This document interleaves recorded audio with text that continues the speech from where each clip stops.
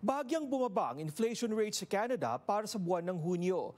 Pero hindi pa rin ito ramdam ng marami, lalo na pagdating sa presyo ng groceries. Gayunpaman, naniniwala ang ilang eksperto, posibleng kasunod na ng pagbaba ng interest rate mula sa Bank of Canada. May report si Teresa Redula. Talagang ramdam na ramdam. Butas na yung bulsa namin. Yung mga gases and groceries, still mataas pa din. Bumaba ang inflation rate ng Canada sa 2.7% nitong Hunyo, mula sa 2.9% noong Mayo, na ayon sa Statistics Canada ay dahil sa pagbagal ng taunang pagtaas ng presyo ng gasolina. Naniniwala po ba kayo na gumaan na yung inflation sa Canada? Dito? Di ko masabi. Narinig namin na bumababa daw yung inflation pero hindi namin alam kung saang aspect. Parang walang nangyari, parang ganun pa rin. Wala kami naramdaman. Puro mataas lahat ang mga bilihin sa lalo ng gasolina. Kung nakarang buwan, 157, ngayon 167 na. Sa inilabas na Consumer Price Index ngayong Martes, tumaas ang presyo ng gasolina ng 0.4% nitong Hunyo kumpara sa 5.6% noong Mayo.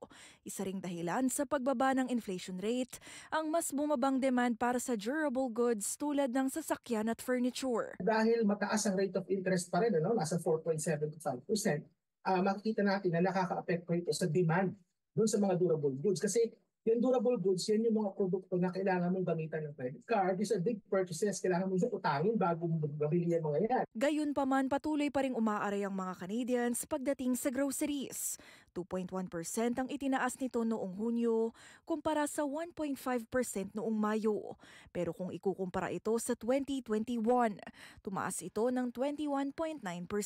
Dating 100, tatlong bag na mabigat. Ngayon, isang bag na lang. So yung mga bigas naman, yun din. Kaya lang nakakatikim ka ng mura minsan pag sale. Eto ngayon, nagulat ako kasi bakit $26 lang?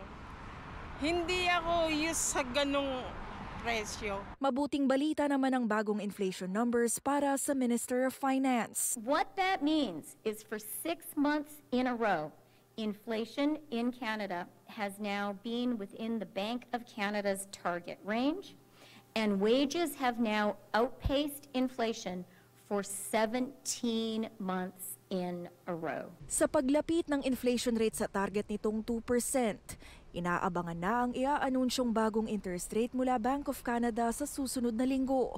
Hunyo nang bawasan ng Bangko Sentral ang benchmark interest rate nito ng 25 basis points, mula sa tuloy-tuloy na 5% mula Hulyo noong nakaraang taon. Although it's not 100%, okay, but there is a very, very good chance na bababa ang interest rate by another 25 basis points. So kung tayo po ngayon ay nasa 4.75%, bababa po ito sa 4.5% sa dating na linggo, hopefully. Isinaad ng Bank of Canada na sakaling maging kumpiyansa sila sa pag-stabilize ng inflation rate ng bansa, makatwirang asahan na susunod na ring babawasan ng interest rates ng Canada. Teresa Redula, Omni News.